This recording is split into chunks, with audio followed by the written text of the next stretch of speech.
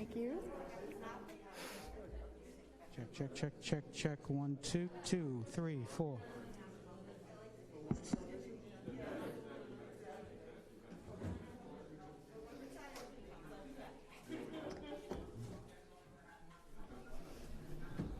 How much time do we have? A minute or two? Barely a minute.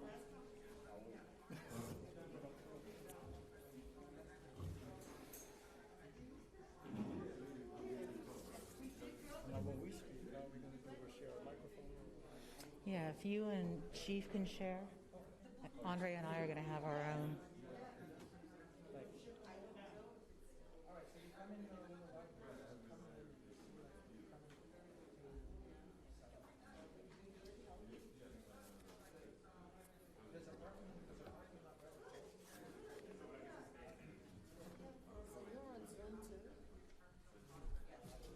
Because I want to see who is participating and who raises their hand, so I can alternate between in the room and on the Zoom, if possible.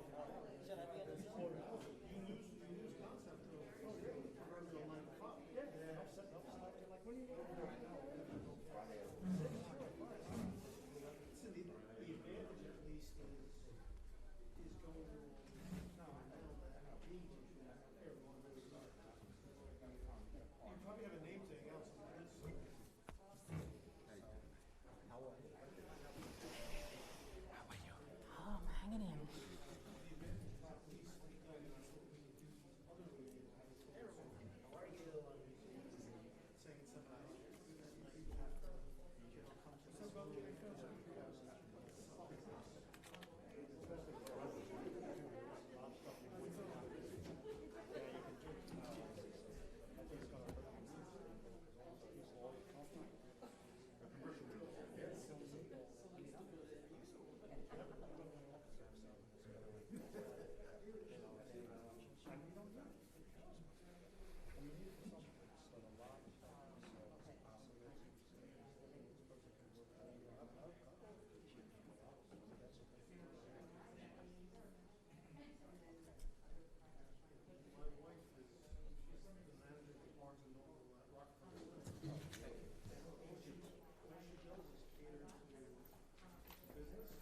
So, Jeffrey wants to go after because he has somebody coming to videotape it, and I guess the person's gonna come late. I'm not crazy about that. Me either. So, here.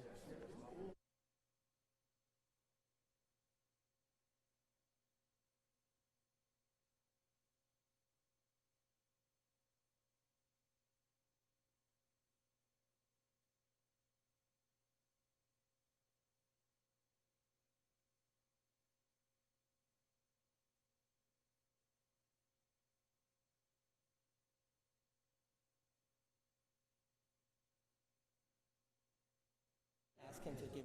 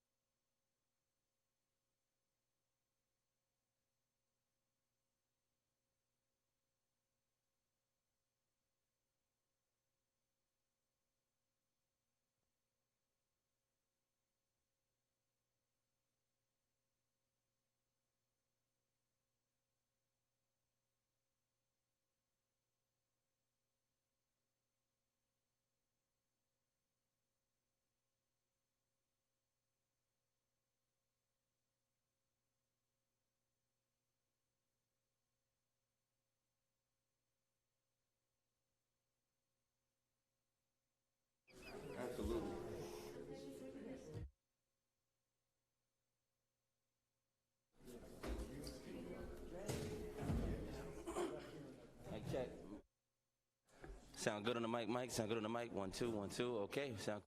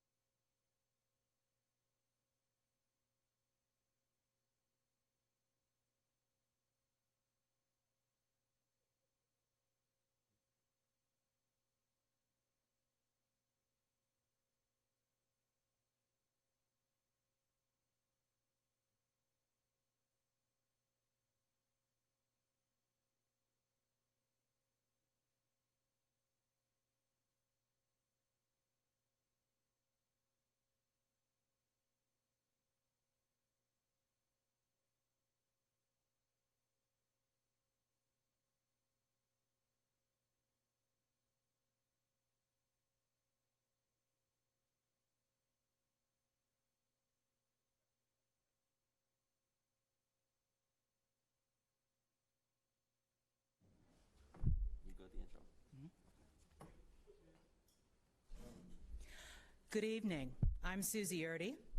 I am lucky to be, not necessarily in this order, a 20-year resident of Peekskill, chair of the city's Human Relations Commission, a member of the organizing committee for this Peekskill Police Reform Task Force, and facilitator moderator for tonight's meeting. And I pray I will do better than Chris Wallace. For those of you joining us on Zoom, please mute yourself now or we will mute you. We need to avoid the pain of audio feedback screeching. Everybody muted? Thank you. Tonight's public meeting begins a new chapter in a crucially important process. On June 12th, Governor Andrew Cuomo signed Executive Order 203, the New York State Police Reform and Reinvention Collaborative, requiring local police agencies to develop a plan that reinvents and modernizes police strategies and programs in their community based on community input. Each police agency's reform plan must address policies, procedures, practices, and deployment, including but not limited to the use of force. It orders city managers and police chiefs to draft reform plans in consultation with the communities they serve. In order to be eligible for future state funding, the Peekskill Police Department must certify by April 1st, 2021, that they have, 1, engaged the community in a public and open process on policing strategies and tools, 2, presented a plan to the public for comment, 3, after consideration of public comments, presented the plan to Common Council for its approval of such plan, and 4, if Common Council does not certify the plan, the police force may not be eligible to receive future state funding. Clearly, this is important work that we are undertaking together as a community. As you can see on our agenda, over the next 90 minutes or so, Mayor Andre Rainey will welcome the community to this process. Organizing Committee member Valerie Eaton will introduce the people whom the Organizing Committee has appointed to the task force. Task force members will have the opportunity to speak briefly, 1 minute per member, please, about why they have offered themselves in service to this process. And yes, I will be using my iPhone timer to keep us on schedule. Then Police Chief Donald Halmy will offer a report on current policies in the Peekskill Police Department. And Mayo Bartlett, the co-chair of Westchester County's Police Reform Task Force, will describe how the governor's executive order is being addressed at the county level. Following Mayo Bartlett's report, we will invite interested members of the community, those assembled in this room and online via Zoom, to offer comments on the police reform process. Each person may speak for up to 3 minutes, and again, I will use the timer to keep us focused. And in order to offer an equal opportunity for all to participate, we will try to alternate between speakers here in the neighborhood center and those participating online. Individuals and representatives of community groups are welcome to offer their comments. For those of you watching on the Zoom connection and wishing to speak, please type your name into the chat window, and City Manager Andy Stewart will monitor the chat, and I'll call on you in the order in which your names are posted. If your comment includes a question, these questions will be recorded for later review and response via the city website or other means the task force may decide to use. Our priority tonight is to receive comments to guide the work of the task force. Then finally, we'll ask Mayor Rainey to wrap us up with a summary of next steps and talk about a meeting schedule for the task force. So with that introduction, Mayor Rainey, would you offer your words of welcome, please? Absolutely. Thank you, Susan. First and foremost, I want to say I want to acknowledge and thank our city manager, Andy Stewart, for his hard work behind organizing this and making it possible. And also thank you. Yeah, you can give him a round of applause. Sure, certainly. And thank you to him and Mike Miner for allowing us to do this in person. It feels so good to be around humans again. I'm happy you all were able to make it today. And I also want to acknowledge our county legislator, Colin Smith, has joined us this evening. Thank you for joining us. And our councilperson, Vanessa Agudelo, is also here. Thank you for joining us. And former Mayor Mary Foster is here. Thank you also for joining us. So I'll begin by saying welcome, everyone, and thank you sincerely for joining us this evening for a much-needed and very necessary meeting. Before I begin, I do want to thank God for all of us who are here today, as this year has been probably one of the most challenging ones for the entire human race. I want to begin by thanking the members of the organizing committee for all of their hard work behind the scenes making this night possible. Mayo is here. Thank you sincerely. Valerie is here. Susan is here. Chief Halmy is here. Andy and Councilman Fernandez also is here. And Judge Johnson was also part of it from the beginning, but he had to step down. But he offered some insight as well. So thank you all. Let's please give a round of applause for our organizing committee, ladies and gentlemen, for making this possible. I want to also congratulate all of those who are being appointed this evening, as we all believe that you can offer so much to this board and to our community as a whole. I also want to thank those who were not selected, as we also believe that your support is still necessary, your ideas are still important, your contribution is still needed for this board to survive and serve its purpose. The goal for us all is to understand our current police force deployment strategies, policies, procedures, and practices, and develop a plan to improve such strategies, police policies, procedures, and practices for the purpose of addressing the particular needs of the community served by the Peekskill Police Department. I want to make sure that I remind everybody, for me on a personal level, my ultimate goal is to ensure that we promote community engagement to foster trust, fairness, and legitimacy in our community. To do so, we must address any racial biases and any disproportionate policing of communities of color, and make sure that justice is always served for all people in this community.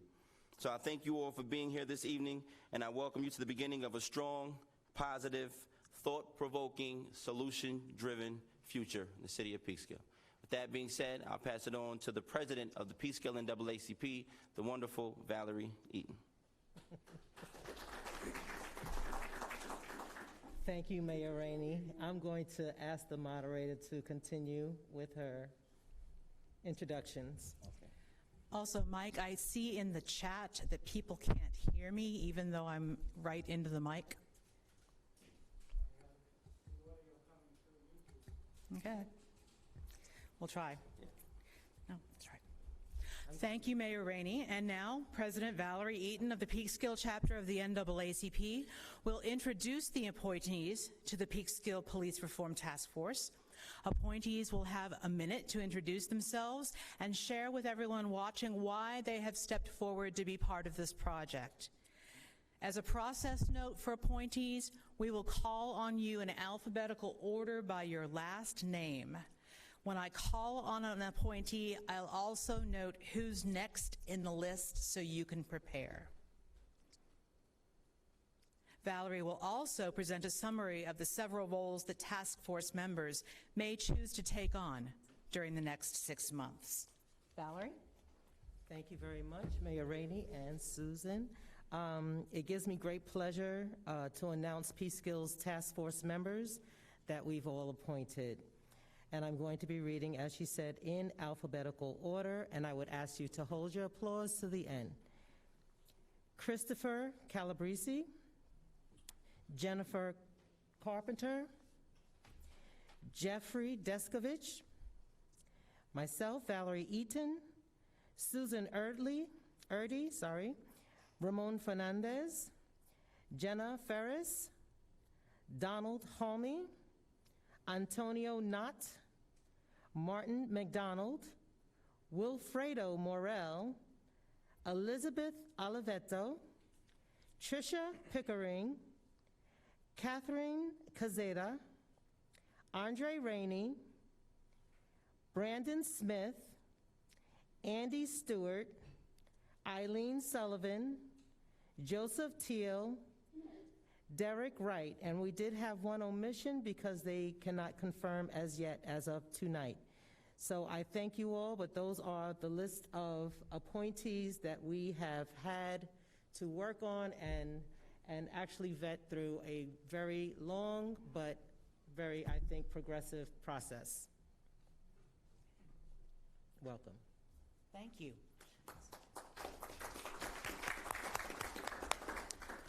Christopher Calabrese, would you please give us a moment to tell us why you're involved in this process? I'd love to. Thank you very much. First appointment, and I'm a lifelong Peekskill resident. Born here, raised here. Went to Peekskill High School, played ball there. I was a City of Peekskill police officer for 6 years. I was the PBA president in the City of Peekskill back then, a long time ago. I currently work for the Westchester County Police. I'm chief inspector there, and my background in law enforcement is extensive. I've been the commander of the detective division, the patrol division, the special operations division. I've experience in working internal affairs and certified and did a lot of training with firearms, defensive tactics, and arrest techniques, and taught these things in the police academy. But more importantly, you know, after seeing the outrage of the killing of George Floyd, and then later attending a vigil put on by the Guardians of Westchester in White Plains, and standing with 300 other cops who were also disgusted at what happened, I just feel that I hope that I can give some you know, help this committee in some way or another to just make Peekskill safe, and Peekskill, which is a great department, and just make it better. Thank you. Next, we'll have Jennifer Carpenter.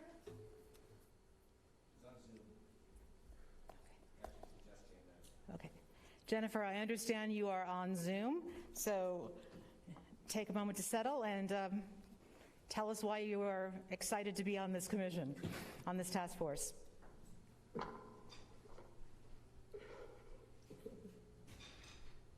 Okay. Can you hear me? Yes. All right. Thank you, everybody. I'm sorry. I had after school, back to school night for my daughter, so I'm a little late. Anyway, I just wanted to thank Andy and Martin for inviting me to this task force. I spent 26 years in law enforcement. During my tenure there, I actually coordinated our police reform initiatives for the department. It was a wonderful experience watching the cops take control of some of the initiatives and work with the community and watching exactly how they developed and the relationships transformed from there. After retiring, working with the NAACP and working with New Era Creative Spaces and Revolutionary, these organizations that focus on teenagers and social emotional growth and development. And so when I was asked to participate, I just felt like it was a perfect opportunity to continue to be able to participate in Peekskill. Peekskill is such a thriving community, a wonderful community. And it's really, I've already worked with the police department, the chief, a wonderful chief. I am an instructor for mental health first aid. So I had the opportunity of providing instruction for some of the police officers. And so the continuing relationship, to have that continuing relationship in law enforcement while in retirement is actually a plus for me. But I really, because I've already saw what creating initiatives and having cops and having opportunities, non-enforcement opportunities with the community does for them, I'm just really excited to participate. Thank you very much. I appreciate that. Next in the alphabet, we have Jeff Deskovich, and after Jeff will be Valerie Eaton. I spent 16 years in prison for a murder and rape, which I did not commit. I was falsely accused by the Peekskill Police Department approximately 30 years ago. I'm an advocate.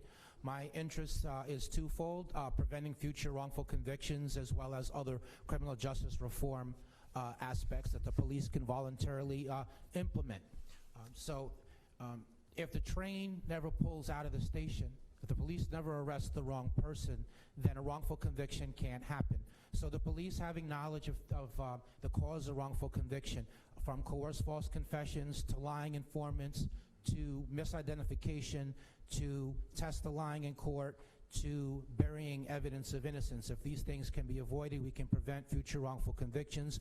Patricia Morrison, a former resident of Peekskill, lost her life as a result of the actual perpetrator remaining free while I was doing time for his crime.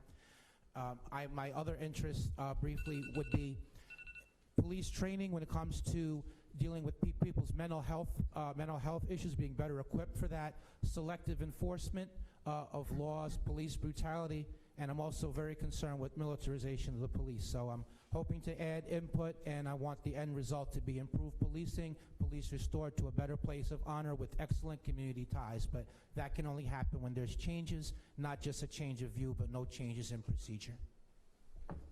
Thank you, Jeff. Valerie, and then after that, it's me. So my term here in the NAACP as president didn't start in 2019, but it does end 2021, January 1st, unless I get voted back in. But nevertheless, my advocacy work has not been done without extreme passion for what I do.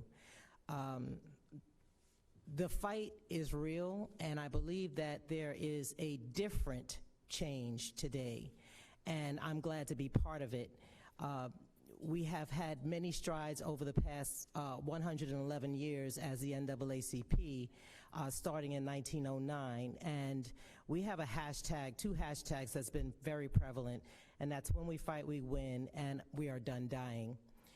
We are done dying hits so very hard to the African American community as well as the Latino community.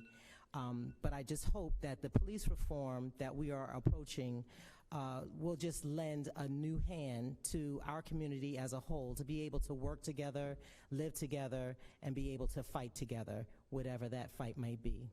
So, thank you. As I mentioned before, I'm Susie Erdy. I am here because I am the chair of the Human Relations Commission, but also because I care passionately about this community. When my family moved here 20 years ago, we chose Peekskill because it was so wonderfully diverse and had such a broad spectrum of people, unlike other parts of Westchester that we glanced at. And so we're pleased to be here, and it's very important to me that everyone in this community feel as though they count and they matter and that they are protected. So, thank you. Ramon Fernandez, you are next, and after Ramon, we have Jenna Ferris. Well, as a council person in the city of Peekskill, my liaison is with the police department and all the first responder as a fire department, ambulance corps, the OEM. From the beginning that we get in office, almost 3 years ago, we have the opportunity to very, very soon when we get in office to doing one of the first most important appointment, and it was to appoint the Chief Halming. And that gave it to us a great opportunity to have more knowledge about the interior, about the police department. And my expectation in this task reform is, because I understand that Peekskill Police Department now have a good relation with the community, and we don't think that not, I mean, we know that everything we can do a more improvement, and that's the goal for me and for many of college and everybody to get involved in this task force. And even keeping the safety issue, but have more community police, and obvious even internal in the police has more diversity in all the level, like from women, from black people, from Latinos, from everybody, to have the opportunity to be from the beginning onto the top to be chief. That's one of the goals that we need to focus on that. Thank you. Thank you, Ramon. Jennifer, and then after Jennifer, Chief Halmy. Good evening. Thank you for the appointment to this board. I'm excited to be here. I'm currently an assistant principal at Peekskill High School and have been an educator in Peekskill for 19 years, as well as a graduate. I also am the chair of the Peekskill Youth Board and an advocate for our youth. I feel that my experience in education, as well as my knowledge of the Peekskill community, will be an asset to this task force and the work we will be doing. I'm excited to be a member of the task force, and I'm looking forward to the work we will be doing and being part of the solution and bringing unity to this great city. Thank you. Thank you, Jennifer. Chief Halmy, and after Chief Halmy, Antonio Knott. Thank you very much. I would say that I appreciate the appointment to this task force, but I don't really think I had a choice. My name is Don Halmy. I am the Chief of Police for the City of Peekskill. I have worked here for approximately 22 years as a police officer. I've been the Chief of Police for the past 2.5 years.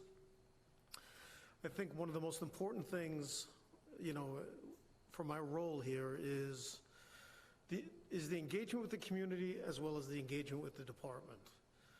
One of the things that people can be, swayed by is the word reform. Sometimes people attach a negative connotation to the word reform, but reform really means to improve upon something. I think that when you look at policing over the years, it does evolve. It's constantly evolving. It has to evolve with technology, with demographics changing in cities. So there's natural evolution there, but change can't just be dictated from the inside, meaning from inside the department or inside the city. It also has to be dictated from the outside in. So, I look forward to positive change, and I think, so would the department. So thank you. Thank you, Chief. Antonio Knott, and after Antonio, Martin McDonald.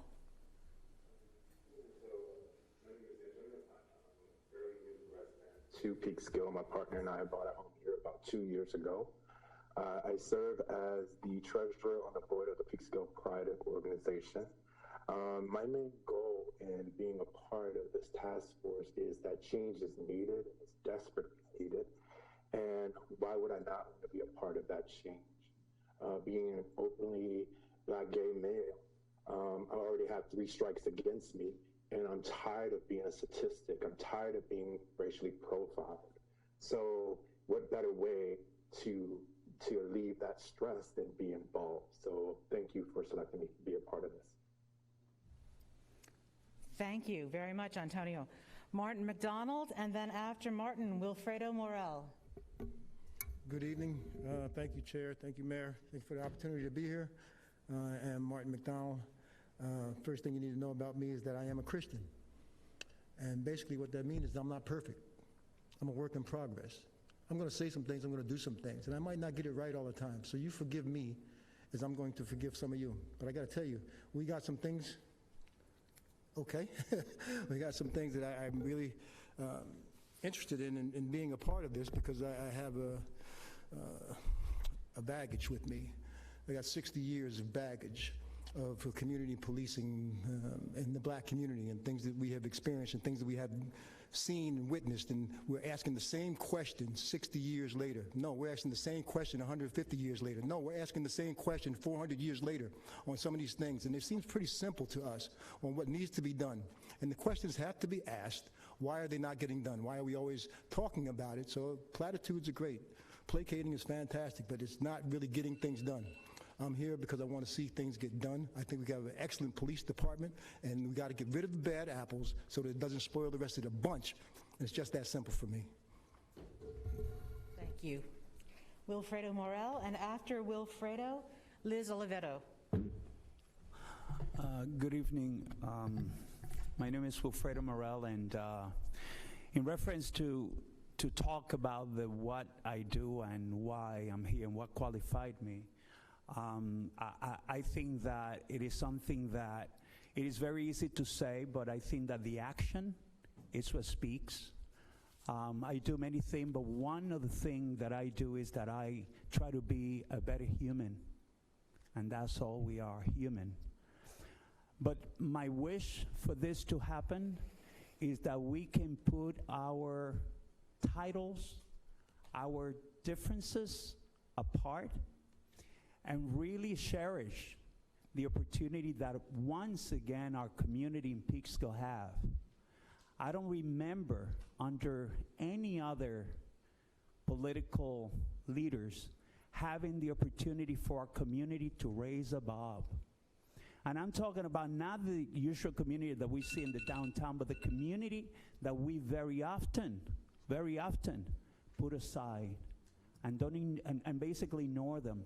So I see this as an opportunity really to truly represent them, but truly for us to put aside those titles that take us to places, because it's not about titles, neither about anger, neither about the getting even, but really about communication and just be there for our people. So that's just, as a servant in this community, that's all I want. Thank you so much. Thank you very much. Next, Lisbeth Oliveto, and after Liz, Tricia Pickering. My name is Liz Oliveto. First, thank you very much for the opportunity to serve on this task force. With all that's going on in the world, I asked myself, what can I do? Don't just sit, what can you do? And I looked at the goals and the plans for this task force, and I saw that some of the skills that I have line up with some of the goals of this task force. So I have experience in writing manuals and policy. I've been trained in de-escalation and crisis resolution, and I have experience in community-based outreach. But above all, Peekskill is my community, it's my home, and I care about it. And as a member of this task force, I plan to listen and learn and hopefully contribute. Thank you, Liz. Tricia Pickering, and after Tricia, Catherine Quesada, who is on the Zoom. Hi. I'm sorry, I wasn't prepared to say something right off the bat, but I've been living here for 19 years. I've worked 30 years in media and in advertising. I've been active in our churches through the Columbiettes, which is the female auxiliary of the Knights of Columbus. I want to thank you for the opportunity to serve on this board. I just was looking to be more locally active in our community. I hope to work in a collaborative setting to provide both a balanced and fair view between our police department and community. But I'm really here to hear and listen and produce results for our community as an ordinary citizen. Thank you, Tricia. Catherine Quesada, and then after Catherine, Mayor Rainey. Can you hear me? Hello? Yes. Hear me? Yes, we can hear you. Thank you. First of all, I'd like to thank everyone for the opportunity. My name is Catherine Quesada, and I'm currently the president of the Latina Culture Club at Peekskill High School. I'll be graduating this year, and I'm very excited to be part of this opportunity because as part of the minority, I think I can give a unique perspective about this problem, which we have. That's the first thing we have to recognize. There is a problem in the security system, and it's our duty to take action for it, even though we're not directly being affected, but still, it's our community. It affects everyone. So I think it's very important to advocate for one another.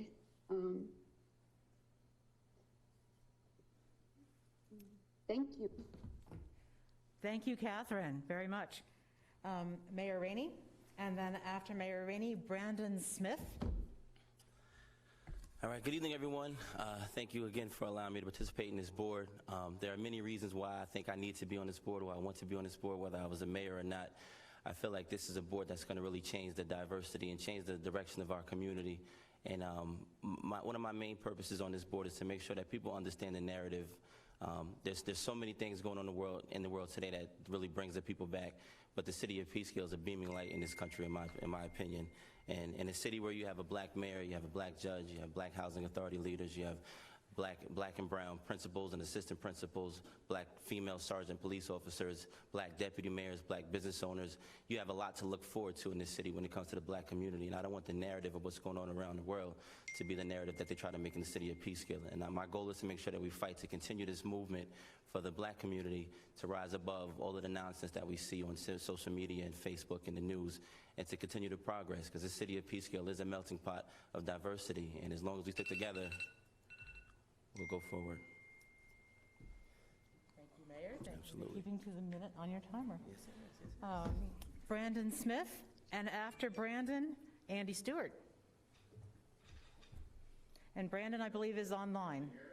Yes, we can. Thank you. All right, perfect. All right, so my name is Brandon Smith.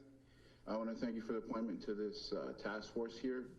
I have a lot of friends and family in this community, so I feel personally involved in this process. I've been a long-time resident of the city of Peekskill, graduated from Peekskill High School, started some businesses in firearms instructions, use of force for armed professionals, security guards, police officers, things along those lines. So I feel that I could take that knowledge and somehow apply it to this role. And I think it's a great proactive step in, getting the police department and the community involved and just have a better relationship moving forward. Thank you. Thank you very much, Brandon. Andy Stewart, our city manager, is next, and after Andy, Eileen Sullivan. How's my audio? Is that all right? Andy Stewart, city manager, honored to have been appointed by the city council to serve in this city at such an extraordinary time in our history. And just know that city management, city administration, city staff, along with the police department, obviously take this mandate by the governor extremely seriously. It's welcome, it's timely, it's important, and it's responsive, and I'm committed to serving the process to the best of my abilities. I wanted to mention that the group here tonight has an extraordinary range of life experience and skills, and we're looking forward to drawing upon those effectively to advance this process, which ultimately means making a series of recommendations to the City Council by April. Those recommendations will span the range from things which I would call low-hanging fruit, the things that we can get done fairly straightforward, and others that may be complex and will take implementation over time. This is a beginning. April is not the end. It is just a chapter that we need to get through. And I want to note also that, as with this group, the city relies on volunteers, people who are appointed to boards and commissions.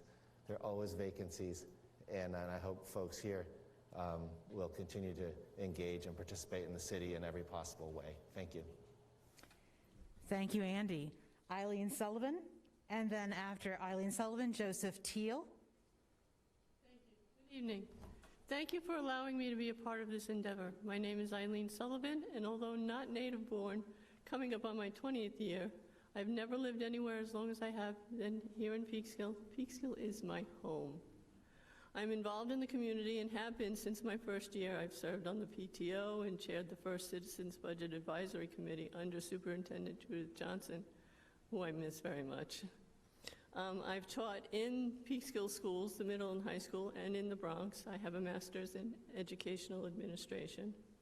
Over the years, I've affiliated with many local organizations and currently am a member of the NAACP, a lifetime member, and a member of the Environmental and Climate Justice Committee, Change Committee, and I am on the Human Relations Commission. I also have experience with nonprofits, both local chapters of international and national organizations.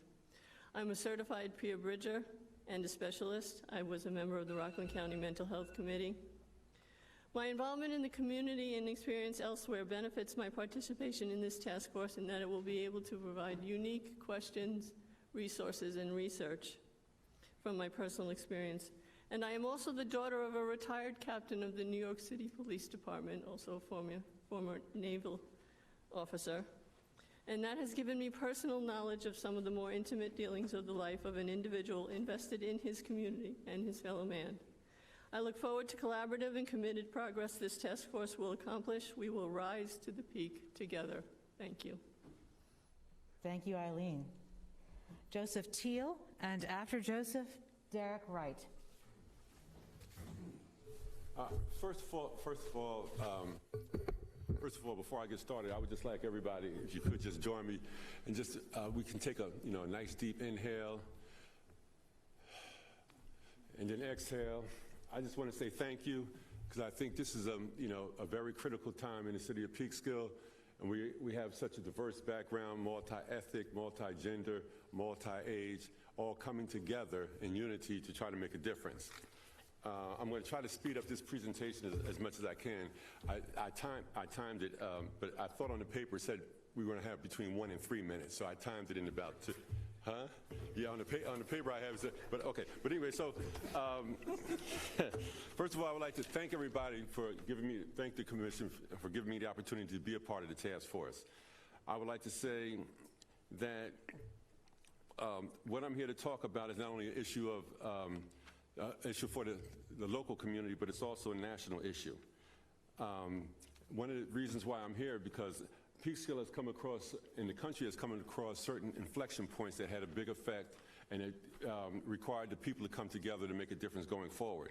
And Peekskill, we can look back to the 1920s when we had the north side and the south side eventually come together to form one particular school district. I mean, there were some religious differences that caused some concern there, but they got over that and they came together. We can move on to the 30s and 40s when we had ideological differences and we had major race riots around the Paul Robeson concert. I think right now we're also facing one of those, we're facing a growing divide along racial lines in our country, which leads me and leads us to dealing with a policing model or system that is broken and in desperate need of repair. I'm a longtime resident of the city of Peekskill, and I learned a great deal about the relationship between the justice system in general and Peekskill policing in particular from my father, from my coach, from my own life experiences. My father was a long-time and retired correctional officer at Austin Correctional Facility. So I had a chance to talk to him about some of the implications of what happens while people are in the system. My coach was Mr. James Shorty Nelson, which is a long-time respected detective in the Peekskill Police Department. And my uncle was a noted civil rights attorney, Mr. Hayward Burns, the first African-American dean of a law school in New York State, who was known nationally and internationally until his untimely death working in South Africa on the Constitution with Nelson Mandela. My own experiences, I've been volunteering in the community off and on in a number of different activities, been involved with the Youth Bureau, and also involved with pastors and friends who speak in the prisons and are also part of My Brother's Keepers. In closing, I would like to say my goals are to help improve the policing situation, primarily focus on building trust and legitimacy within the community, policing and oversight, community policing and crime reduction, and ensuring equity and justice for all members of the community. In closing, I would like to say I have a background in finance and accounting, and I think that uniquely positions me to understand and make the nexus and the connection between the funding of the police department and the services that are being offered. Once again, I look forward to getting started, and I'll leave you with this. It's not my original quote, but unless we put in our 2 cents, how can we expect any change? How can we expect any change? And I look forward to working and putting forth my best effort to this organization for the betterment of the society. Thank you. Thank you, Joseph. And Derek Wright. Good evening. Thank you for the opportunity to be part of this task force. My name is Derek Wright. I am a retired NYPD first grade detective with 20 years of service. I've done everything within that police department, from buying drugs and guns in the 80s to solving homicides in the 90s to the 9/11 tragedy. My wife and I have relocated here in Peekskill 10 years ago, and in the meantime, we've started 4 small businesses, 2 of which help young black and brown children do more positive things with their lives. I became part of this task force because I'm hoping to start a very honest conversation between the police and the black and brown community. I have been honored to have been a member of both, and I'm hoping to add very pragmatic input into that conversation. Thank you very much. 1 minute, look at that.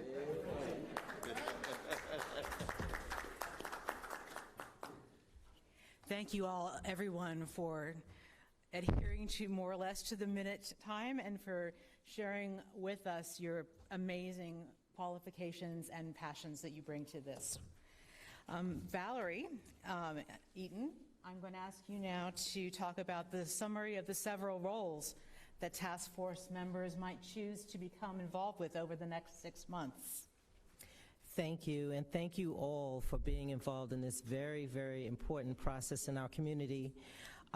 We wanted to make sure that, you guys are just not, thrown to the wolves and just, said, let's just figure it out, in the first couple of meetings.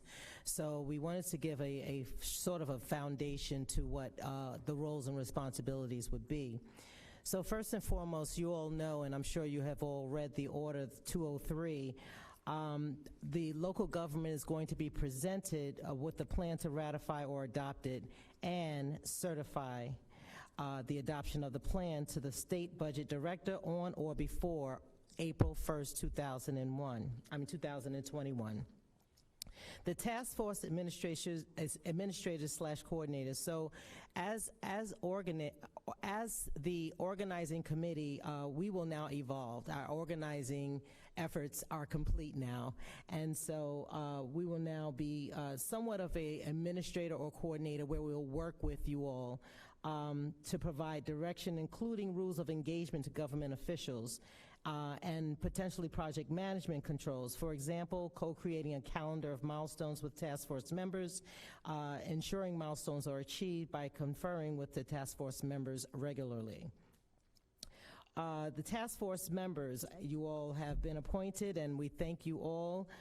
You guys will be preparing presentations for public forums, ensuring committees and subcommittees' work is represented, covering transparency, accountability, recruitment, training and equipment, policies and procedures. You will also vote on committee submissions to be part of the final proposal. And you will also obviously take the lead in many of the meetings that are going to ensue. You're going to have many committees. Those committees will take direction from you. You will discuss and provide input and solutions to adverse policing, and also adhere to the timeline for future presentations. You will also assign and rotate administrative assignments, which would include note-taking, timekeepers, SME engagement, and research. You happen to have amongst you many subject matter experts. And so for that purpose, we will be able to contact each other, obviously, in various manners. And so therefore, there will be several meetings moving forward. Hopefully in the first meeting, you guys will determine in which direction you're going to go using what I just said as a basis for moving forward. And just so you know, local governments must transmit a certification to the director of the Division of the Budget to affirm that they complied with this order and that such local law or resolution has been adopted. Those who fail to do so may not be eligible for state funding. So I guess it behooves our local government to actually adopt and certify the plan that you all are going to put forth. So I thank you all, and hopefully this will be a very progressive and successful committee. Thank you, Valerie. I want to note that if those watching tonight have comments about the tasks and roles that Valerie has described, please type them into the chat, and they will be collected for task force discussion and consideration at its next meetings. Now, I will ask Peekskill Police Chief Donald Halmy to speak about current police policies and initiatives that are important to note as we begin this process. Chief Halmy. Thank you. So just to give you just as a starter for an overview of the department, the Peekskill Department is a medium-sized department in the county of Westchester. We currently have a budgeted 57 sworn police officers, 17 civilians in this department. Our divisions are very typical to a medium-sized department consisting of things like a patrol division, detective division, administrative officers, school resource officers, 2 K-9 teams, and then we'll put out details such as bicycle patrol, vehicle and traffic. We have motorcycles, and most importantly, we'll put out community policing details. The City of Peekskill is an accredited agency within the state of New York. We are accredited by New York State Division of Criminal Justice Services based on their 4 principal goals, which are to increase the effectiveness and efficiency of law enforcement, utilizing the existing personnel, equipment, and facilities, to promote increased cooperation and coordination amongst law enforcement and criminal justice divisions, to ensure appropriate training for police officers, and most important is to promote public confidence in law enforcement. We were first accredited in 2009. It lasts for 5 years. We've been reaccredited twice since, in 2014, most recently in 2019. There are approximately 514 law enforcement agencies in the state of New York. Of that 514, only 160 are accredited agencies, and the City of Peekskill is an accredited agency. We handle about 30,000 calls a year. A call can be something that's initiated by the public, whether that be by phone call, by cell 911, walk in the station, or just flagging down an officer. It also can be officer initiated. In other words, checking particular areas of concern. It could be a traffic stop. It could be a robbery investigation, a larceny from a vehicle, anything like that. So we handle approximately 30,000 a year. As I mentioned before, we have 57 police officers budgeted in this department. Currently, we have 52 positions filled. I'm going to give you a real quick breakdown of the department, and I want to compare from the last 10 years. 10 years ago, we had 47 white male police officers. Today, we have 29. 10 years ago, we had 4 white female police officers. Today, we have 6 white females. 10 years ago, we had 3 black male police officers. Today, we have 7 black male police officers.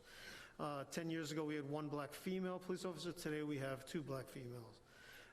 10 years ago, we had 3 Hispanic male officers. This year, we have 6 Hispanic male officers, and I hope to have one in the next few years, making that 7. We've had 1 Hispanic female over the course of both 2010 and 2020, and we have one Asian officer. Myself personally, I've hired 14 officers in 2.5 years, half of which were people of color or females. Part of the process of bringing in new officers is through civil service. There's 2 ways to hire a police officer. Either a police officer comes off a civil service exam that's taken every 4 years. The current exam was supposed to be in 2020. It's been postponed to 2021 due to the pandemic.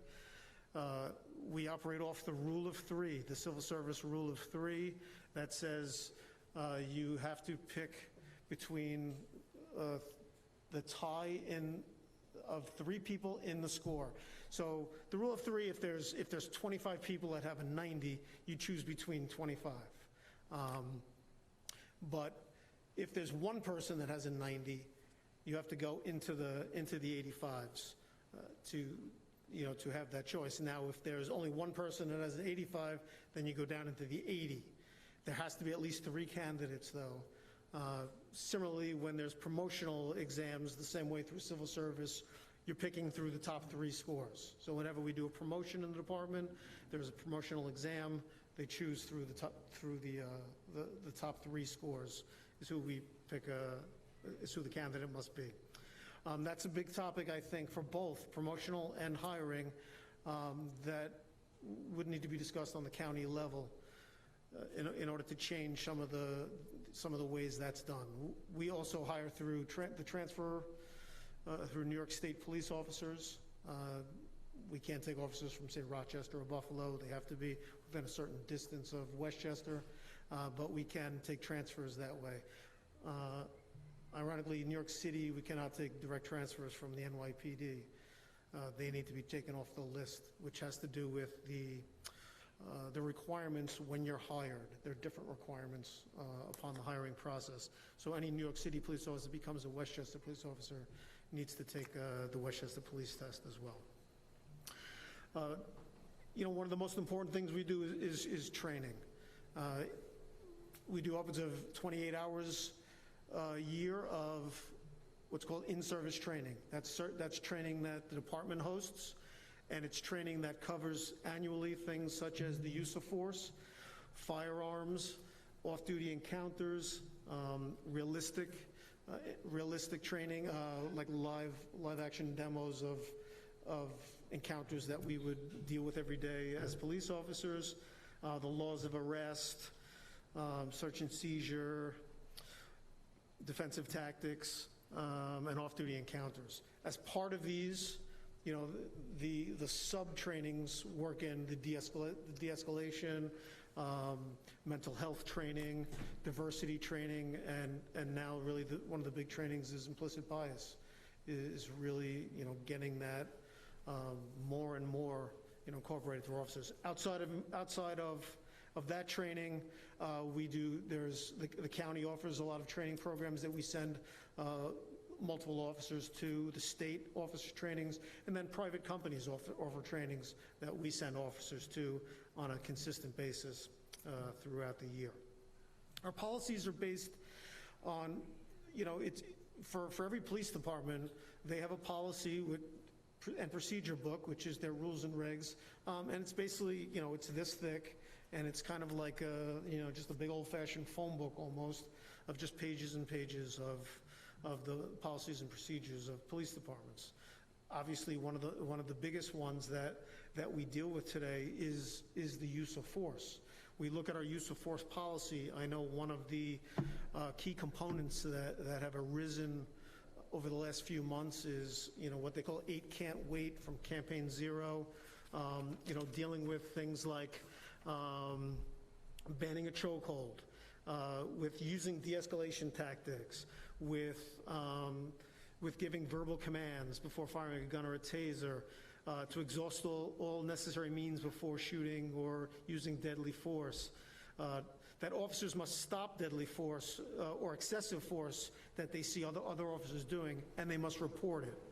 That there's a ban from shooting at moving vehicles. That there's a use of force continuum, based on how officers are responding to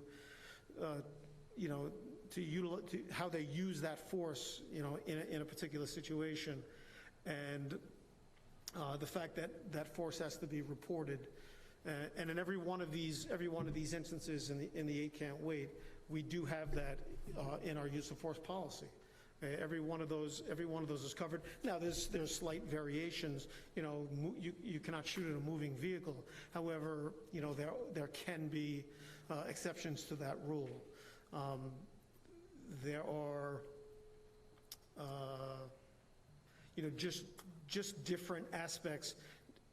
These are very broad terms, but each one is specifically mentioned in our use of force policies. Our policies are consistently changing.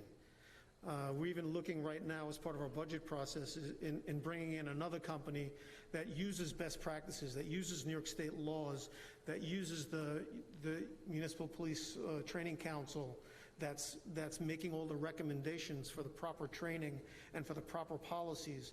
And we're looking to bring a company in that encompasses all these different resources plus legal resources to make sure that our policies are the best ones possible that we can provide to our department and to serve our city. Other policies like mental health, it clearly talks about utilizing the crisis team, making contacts with different people in the mental health department, which we're constantly doing when we see people in the city that we think are in maybe not crisis, but they're definitely going downhill, that there's definitely issues with them that need to be addressed. The city of Peekskill currently has about 200 what we would call emotionally disturbed persons calls. We average about 200, almost exactly 200 every year. It's not, we had 100, last year and 300 this year. When I check by year, almost consistently about 200 per year. Because I know that that's a discussion people have about hiring mental health counselors and bringing them into your police department, and feasibility, things like that are important, as far as, how much work we have for people to do as a small city versus, say, a county, or versus a region, say Northern Westchester or Northwest Westchester, something like that. We have a body camera program that we've had since 2016. Everybody else is videotaping, so we might as well be videotaping as well. I'm a strong proponent of the body cam program. I think that it's an excellent training tool. Officers know that when it first started, it was that feeling of Big Brother, but now they know that they're responsible for their own accountability. They're accountable for their own actions, and the body camera is showing what's going on, and in almost all cases, it shows that a lot of the complaints were unfounded. Not all, but a lot of complaints are unfounded after watching body cam videos. They're consistently reviewed by supervisors, and they're also, we do audits every month to make sure that every officer is utilizing their body cameras. As far as complaints go, I mentioned through the complaint process, I want people to know that the Peekskill Police Department, you can walk into the station right now and just ask for a complaint form. We'll give you that complaint form, no problem. You can get it online on the City of Peekskill's website under the police department section of the city's website. You can get it there too. And we encourage people that if you're not comfortable coming to the Peekskill Police Department, go to the Westchester District Attorney's Office. We try to reach out a lot of community engagement. I think that's one of the most important things. I think that's one of the things that when I took this position that I really felt, we needed to expand upon. And listen, when I leave, the next person, should think the same. We need to just keep expanding upon it.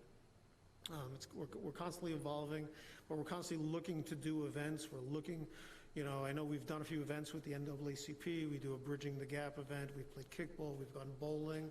We've done conversations with the youth at the high school. We try to, we have a police officer on the Youth Bureau, and we try to, certainly Tuesday McDonald, who does an excellent job there, we try to, engage ourselves in different type of, meetings and groups she puts together to try to, improve the city. We're trying to get involved with that. We're involved with the Saturday Academy through the school system. We do high school tailgating. We had our largest youth academy ever, which unfortunately was canceled this year again due to the pandemic. Last year we had our largest youth academy ever. That kind of plays into the recruiting aspect, with getting new officers. We had that. We were just starting an Explorer program, which was geared towards taking high school age up to age 21, young men and women that are interested in becoming police officers, and getting them ready, to take the test, to see what it entails, and, just working with their body and their mind, getting them physically fit and getting them, mentally prepared for that. So that was all part of the recruitment aspects. We've done some, different forums at the church, most recently, at Assumption Church, which, was very highly attended. We had an excellent event. We've brought in like an Operation Archangel here, where we're going to all the churches that, we spoke at the Pastors Association, and we made ourselves available to any of the houses of worship that wanted, us to come in and kind of go over, what strengths are, weaknesses were, in their facilities, and make recommendations and work with them as we move forward. Some stuff with domestic violence. We be part of this lethality assessment program where, officers are being trained to go deeper into these domestic situations to find out, what's the real danger after I leave today. I can leave, I can take a report, I can get an arrest, but where's the danger after we leave? So, working on that. And then, the last thing we're doing is just always trying to work on social media, try to expand our social media. One of the most important things I'll say about social media is, I'm constantly sent, Facebook posts and screenshots. They're very one-sided. When people read someone's Facebook post, it's a very one-sided statement, and there's a lot of things and a lot of details that are left out, and people just need to have an open mind, when it comes to reading, these posts, and not just jump to anger or jump to defend. Either way, you have to have an open mind as to what can go on. And lastly, I'll end with this. Sir Robert Peel was the British Prime Minister at one time in the early 1800s, but he's also known as the father of modern policing. And he gave what he called the principles of policing. And an excerpt of one of his principles is this, and that is, the police are the public, and the public are the police. So thank you. Thank you, Chief Halmy. And again, if you have comments for Chief Halmy or for any members of the organizing committee, please hold them until the period for public comment, which I promise is coming soon.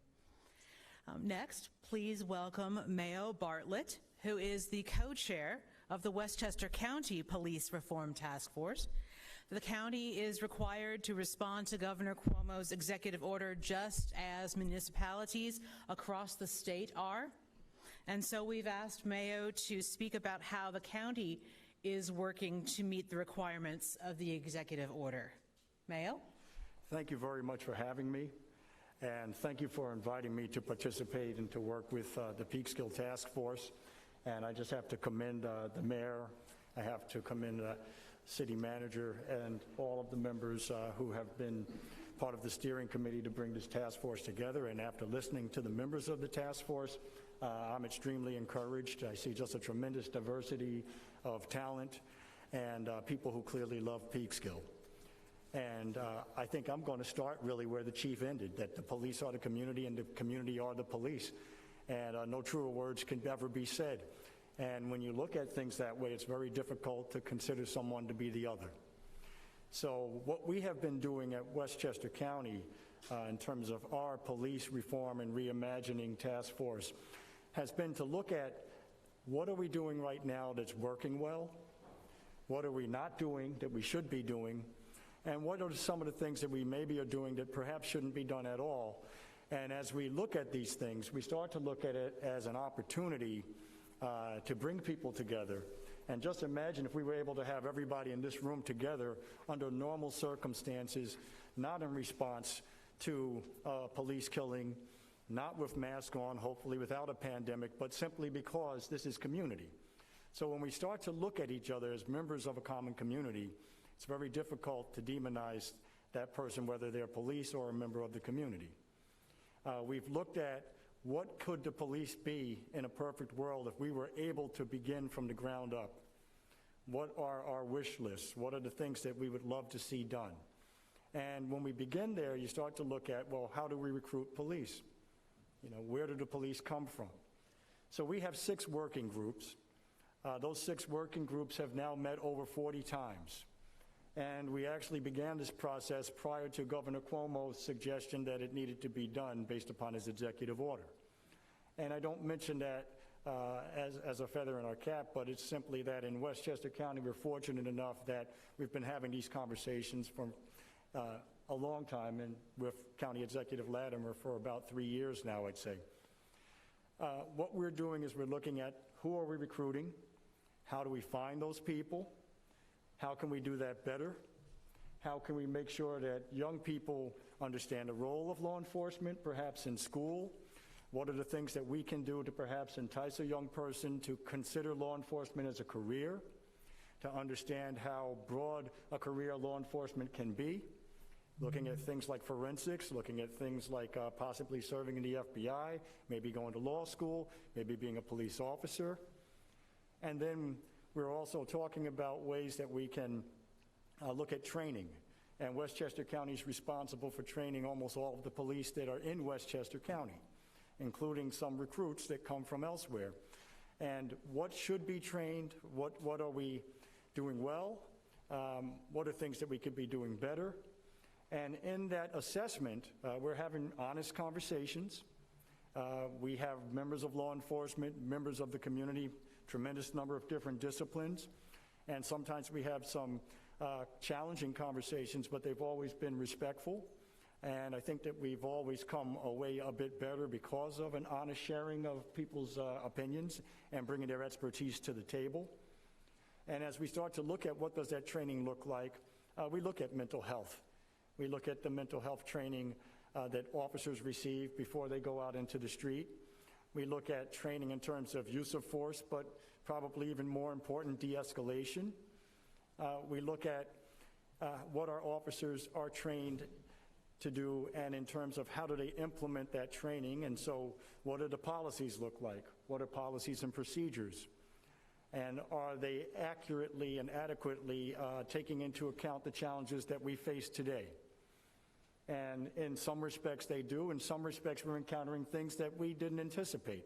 And you look at today, we're here via Zoom for some people. When I started doing this, that wouldn't have been feasible, wouldn't have been possible. The technology didn't exist.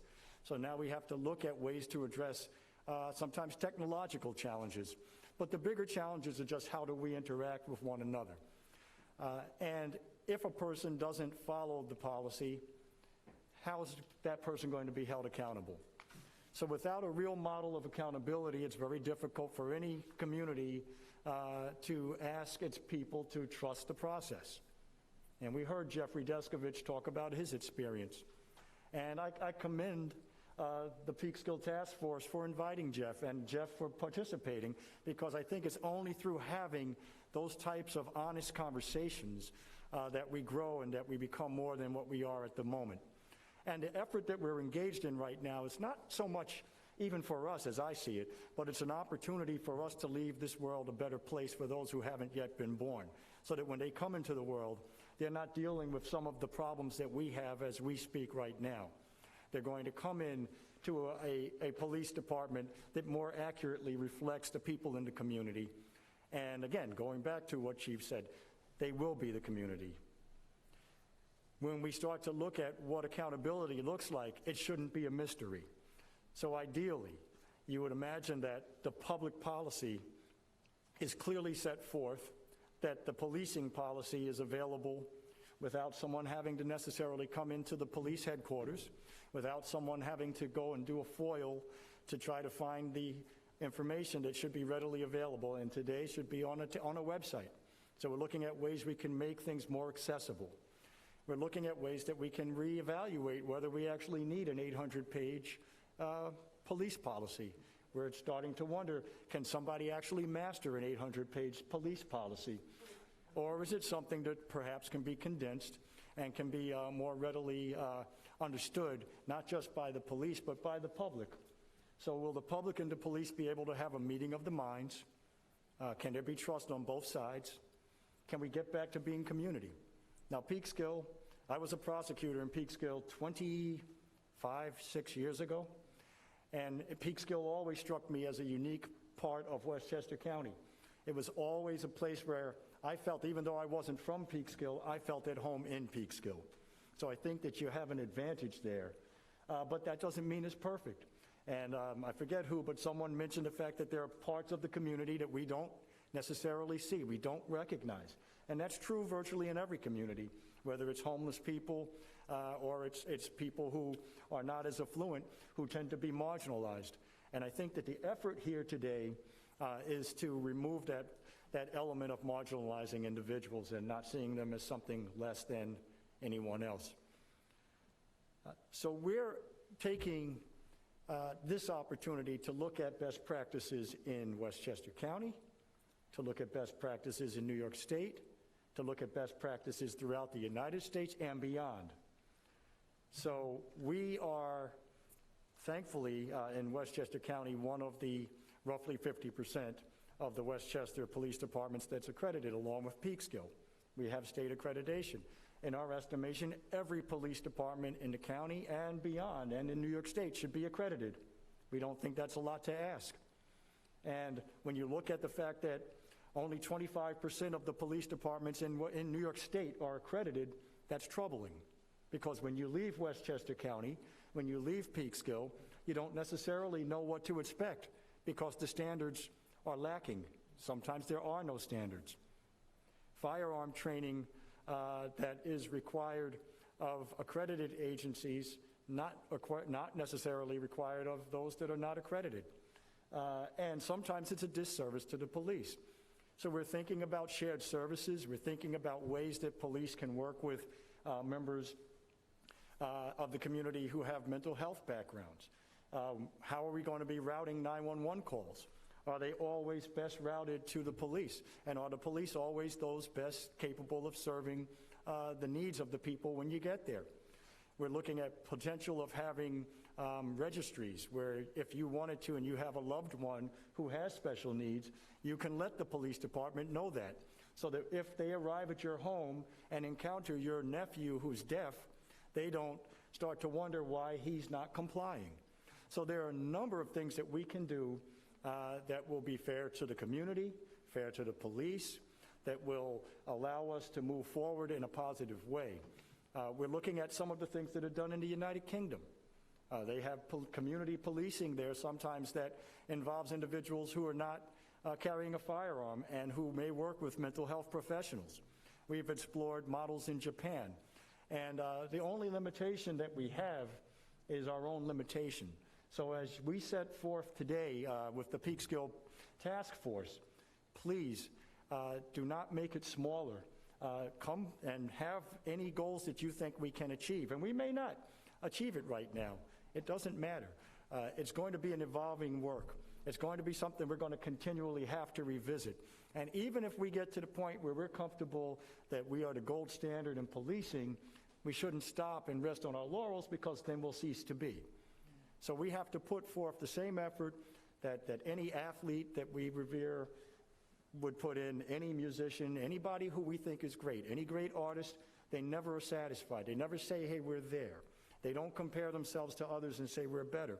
They always look and say to themselves, how can I be the very best? And when you do that, then in all likelihood we'll get close to that point. And I hope that we have a reunion, hopefully in 10 years, 5 years, and come back and see where we are. And hopefully we're a model for other departments in Westchester County, but also other departments in the world. And they'll come and they'll be sending people here and saying, hey, listen, the city of Peekskill really came together, did a phenomenal job, and this is the product that they have. And by the way, they're continuing to move forward to try to make it better than it is at this moment. So thank you again for having me. We are continually looking at best practices. We're always expanding where we are, and we're looking at things we can deliver right now. We're looking at things that we can perhaps share with other communities. We're looking at ways that we might be able to work with other communities in Westchester County, some of the municipalities, in terms of delivering services to all of our citizens. And we're looking forward to being able to have the highest standard possible. Thank you. Thank you very much, Mayo. At this time, we invite public comments from those here in the room at the Neighborhood Center and those participating online via Zoom. This is where I hope we do not run up against the limits of technology, so please be patient. I'm going to try to call on people by alternating those in the room and those on the Zoom. If you are watching on Zoom and wish to speak, please type your name into the chat, and we'll call on you in the order that you've signed up. When I call on someone to speak, I will try to announce the next person in the queue so you can prepare. For those of you who are online, we will unmute you when you're called upon to speak. So let's start easily. Who in the room would like to speak? I can't see. Yeah, we do have a podium over there. Anyone who would like to speak? It's a public comment, not task force comment. You get to listen tonight. Okay. And please, when you begin, tell us who you are.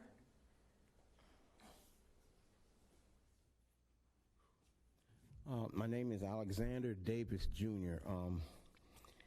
I'm a resident of Peekskill. I came up here, 93. I'm a recovering addict, a veteran of the United States Marine Corps, 7 years. I did my recovery Montrose, VA, and I've been employed as a plumber steam fitter right here in Peekskill, Local 21, for 24 and a half years. I come to the library all the time. I love this field library. It's my favorite spot.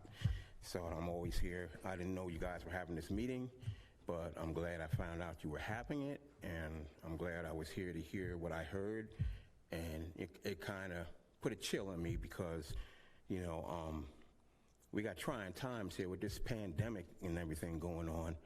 I think what's happening today is that people are getting more together than they've ever been, and that's a plus.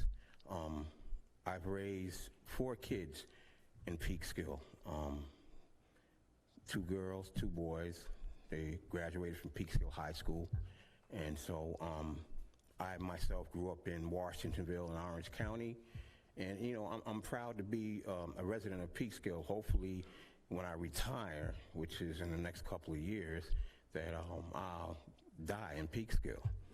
You know what I'm saying? So everybody needs to have a home. I think basically what I want to say is I'm proud of you guys putting together this task force.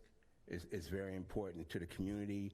I look at my kids having kids so I can be a grandfather, and I hope that the changes that we work on today and in the future will make a better world for them. So, and I think that's basically what I wanted to say. Thank you. Thank you, sir. Next up from the Zoom, Jay Forbes would like to speak. Andy, can you get ready to unmute him?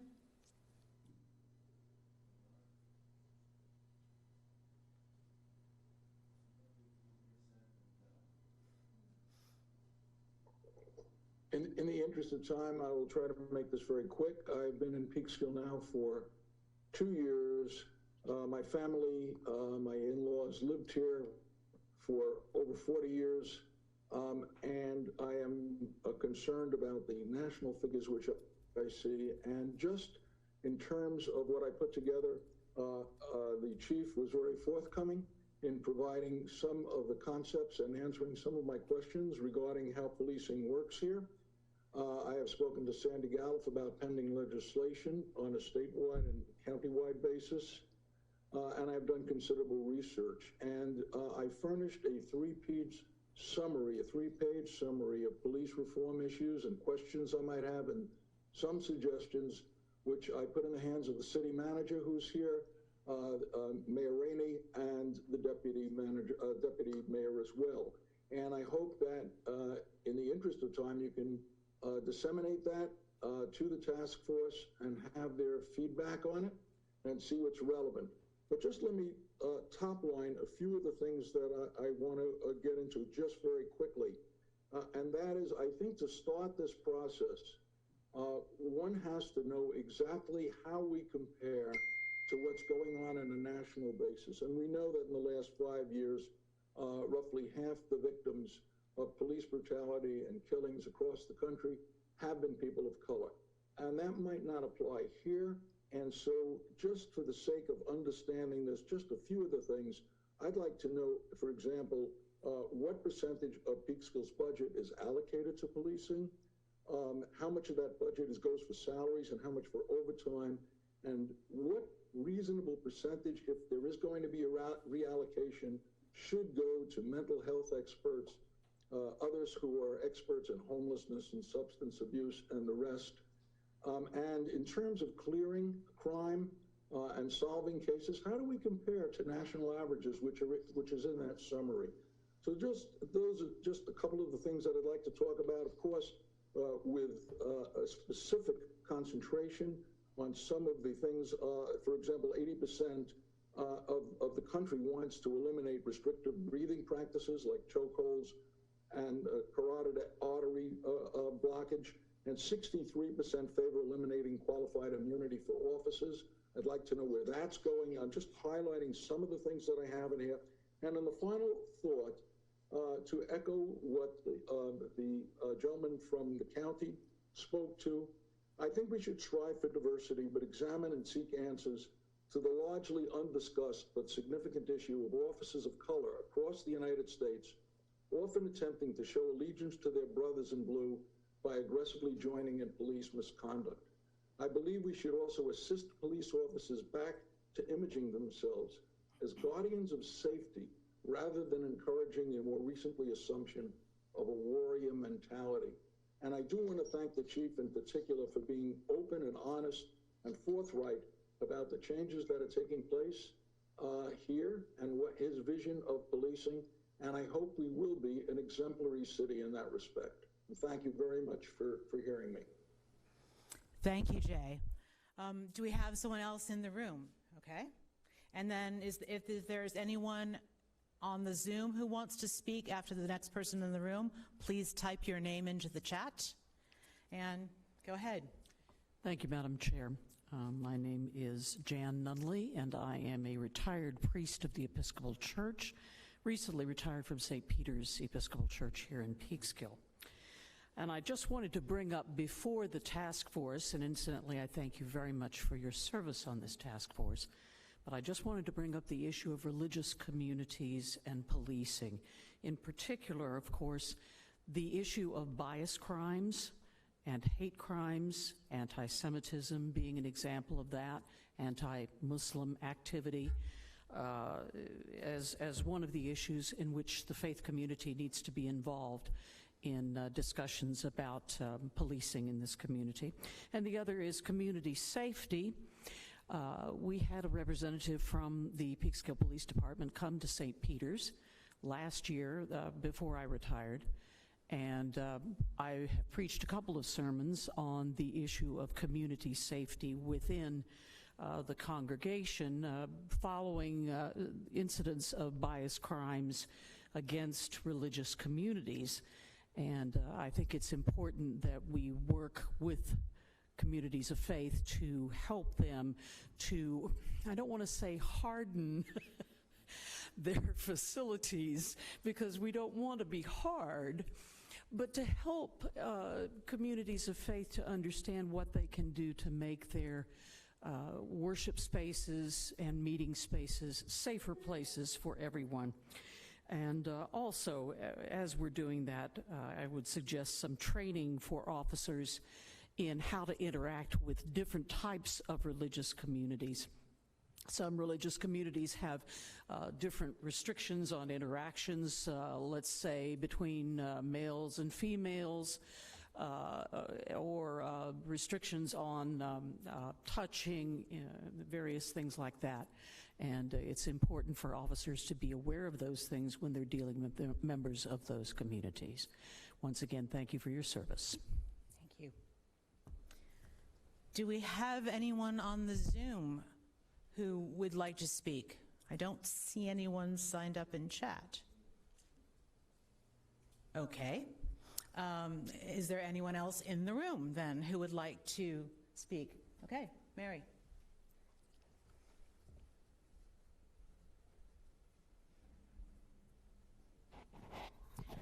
Hi, my name is Mary Foster. One, I want to thank everybody for volunteering to do this very important work.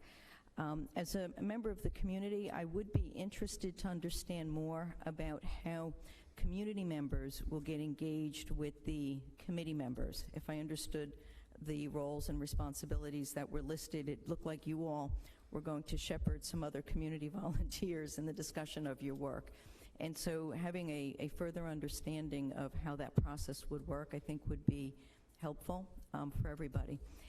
I'd also be curious to understand how, when we look at police reform, there are things we can control and things we can't control. And as our police chief had discussed, it all starts with who we can recruit. And so when we deal with a civil service exam as a gate to who even gets considered within being hired in law enforcement, are there structural changes that need to happen with even the civil service exams in how we better engage people from all communities? And how we can then also reach out into school districts and the religious communities to encourage people, but to also help prepare young people for getting through some of these gates, which sometimes can either welcome new perspectives and new people into law enforcement or turn them away.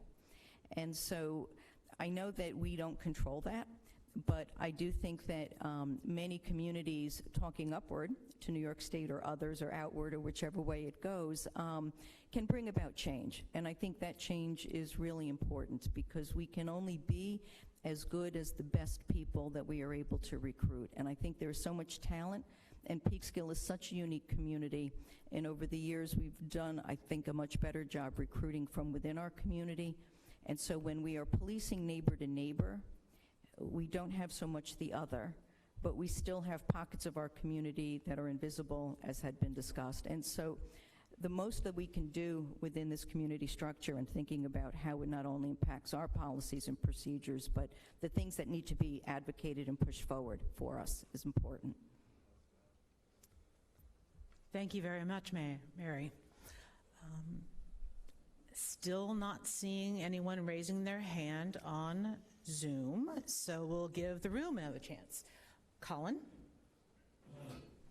Okay, good evening, everyone. My name is Colin Smith. I'm a resident here of the city of Peekskill, and I'm just up here to say Mayor Rainey, City Manager Stewart, and everybody that's on the task force here that was on the organizing committee. I think that you have done a fine job at putting together a very diverse and robust committee, and I look forward to seeing the work that you all will be rolling out over the course of the next couple of months. Very happy to see that my hometown is very actively engaged in this process as we need to be, and I also enjoy being in the audience for once and being able to make a statement as a citizen. So fine job, everyone, and good luck with everything. Thank you. Thank you, Colin. Still not seeing anyone raising their hands from Zoom. Anyone else here in the room? Vivian?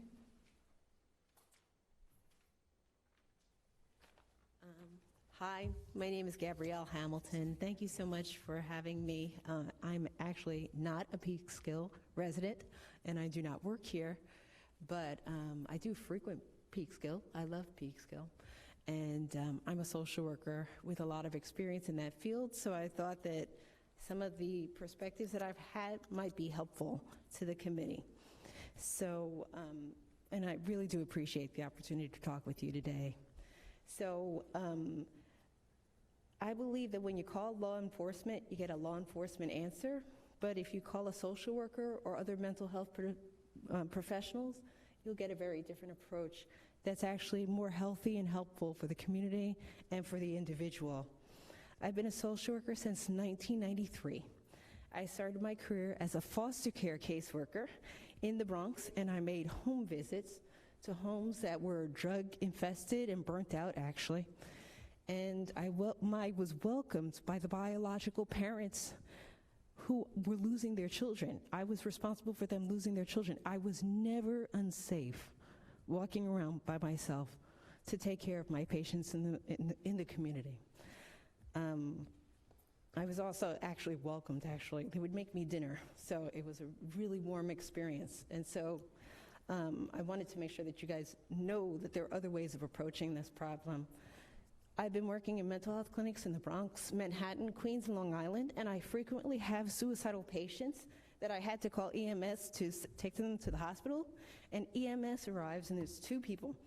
But there were always like 6 to 8 officers, and they have on bulletproof vests, and they're very, very intimidating, and they come into the place like it's a crime scene.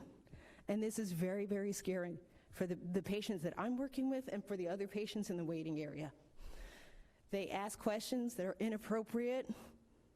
There was one school-based setting where they were asking the patient in the reception area in front of other staff of the school and other clients of the school, or I'm sorry, other students of the school. They were telling him that this kid was suicidal, and they kept saying to him, "Don't worry about it, just forget about it."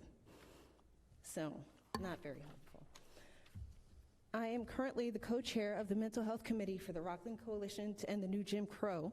We are investigating the intersection of mental health events experienced by Rockland County residents and the resulting police interventions in an attempt to make recommendations for policies that more safely meet the needs of both residents and the first responders. One alternative model that we're looking at is CAHOOTS, which is in Oregon, but we are looking at other models. When I work in the city, the crisis team is great, and they come out basically 24/7, and they will hospitalize somebody. If they have to hospitalize, they will call EMS. When I have a patient that's suicidal, I can't wait for the crisis team to go out, so we always have to call.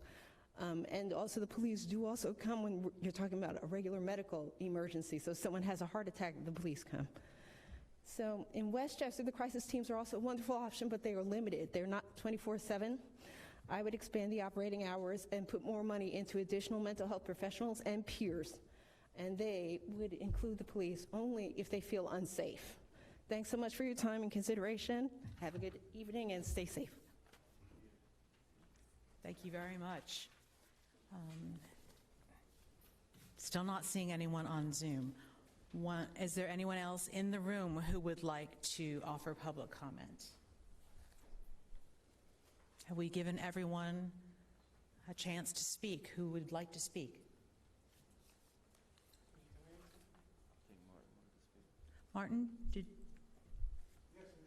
I thought you were... Oh, that's right. We did say, I'm sorry, Mayor Rainey said Martin wanted to speak, but we did say that this was for public, not for task force. I apologize for the confusion. Okay, so are you going to give me an opportunity to speak, or are we going to wait? I don't have to. I'm good. I do have some questions. Just a point of fact. Yes. Okay, thank you. I wanted to follow up on what Chief Halmy was saying. Chief Halmy, I couldn't agree with you more about all the things that you laid out. That is part of my position, part of my frustration, is that, you know, we're doing all the right things. We're being proactive. We're making these measures. We're taking the right steps. Mayor, Co-Chair Bartlett, thank you for what you were saying as well, is what's happening in the county and those things that are being done. It's the thorough process. It is looking at things through a new lens. I think part of what the county executive said was reimagining policing and making it better. And I do believe that we have an opportunity to be that role model that can be replicated everywhere else. There's one thing missing for me, though. When we talk about accountability, are we really talking about accountability when it comes to how do we get rid of the bad police officers? I thank Councilwoman Alguidella, who shared with the committee some of the literature and some of the things that we had an opportunity to read so that we're better prepared for this, things related to qualified immunity and officers having to carry their own liability insurance. I think those are the real things that are going to change. We can be as thorough as we want, and we're going to do that in setting up the processes and going the checks and balances and the trainings, and all those things are critically important. But what about the bad officer? How do you get rid of them? If we can get to that point and really figure that out, I think we're going somewhere. If we're just going to talk about how to make things better, that's important too, but we still haven't addressed how do you get rid of the bad officer? And I'll stop there. Thank you, Martin. And again, I apologize for the confusion as to whether or not task forces members could speak. You don't got to apologize. That was me. I'll just segue this right into what I'm supposed to be doing next. And I do want to address a few things. There are some things that require a process that, regardless of how emotional we feel about it, we have to abide by that process legally. And that's what we do. I can assure you, despite what you've heard or read or whatever anybody else has told you, that the chief, as well as this entire council, shares your frustration, and we're working in a proactive way to make sure that whatever we do is going, because whatever decisions we make, the city's going to be held accountable for it regardless. If we do it based on emotion, then it just trickles down and it affects us later on. If we do it based on process, then I think the outcome will be exactly what we're expecting or hoping it to be. What I am also going to say is, for members on the task force, as individuals, we're going to all have our own opinions, and we're going to have our own following, our own friends, our own social media followers, and whatever else. When you represent yourself, that's perfectly fine. On the task force, we're going to be introduced to some of these processes and some of these policies, and unfortunately, some things just cannot be discussed publicly. Some information should just not be given to anyone publicly. But on this task force, those issues that you bring, I think we have a great group of people that are going to try to address those with different experiences and different backgrounds.